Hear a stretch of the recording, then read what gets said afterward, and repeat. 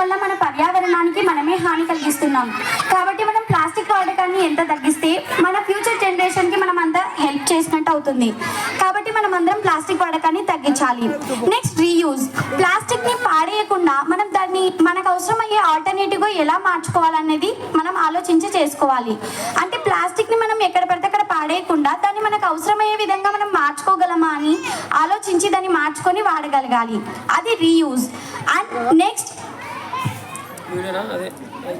Recover. అంటే మనం ఆ పాడైపోయిన ప్లాస్టిక్ వాడకాన్ని లేకపోతే ప్లాస్టిక్ అనే కాకుండా మిగతా మనకి హార్మ్ఫుల్ అయ్యే ఏవైతే ఉన్నాయో అవి ఒకవేళ మనకి డ్యామేజ్ అయిపోయినప్పుడు మళ్ళీ మనం వాటిని రీపేర్ చేసుకుని మళ్ళీ వాడుకోగలగాలి.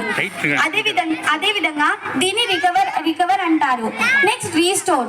అదే ఇప్పుడు మనం ఒకవేళ మన ఇంటి చుట్టూ చూసుకున్నట్లయితే కొంతమంది ఆనియన్స్ అమ్మడానికి వచ్చినప్పుడు ప్లాస్టిక్ ని తీసుకొని మనకి ఆనియన్స్ లేదా ఏదైనా వస్తువుల్ని ఇవ్వడం మనం చూసే ఉంటాము. అది ఏ విధంగా చేస్తారు అంటే మనం ఇచ్చిన ప్లాస్టిక్ వస్తువుల్ని మళ్ళీ కరిగించి మళ్ళీ కొత్త వస్తువుని తయారు చేస్తారు. దీన్ని రీస్టోర్ అంటారు. రెఫ్యూజ్ అంటే మనం దాన్ని పూర్తిగా వాడడం తగ్గించేయాలి. దానివల్ల మన ఎన్విరాన్మెంట్కి మనమే పెద్ద ఫ్రెండ్ అయినట్టు ఉంటుంది. మన ఎన్విరాన్ని మనం కాపాడుకోవడం మన బాధ్యత. కాబట్టి ఆ బాధ్యత అందరం మనం నిర్వహిస్తారని కోరుకుంటూ ఈ అవకాశం ఇచ్చిన అందరికీ ధన్యవాదములు. Wow, what an informative seminar, Afisa.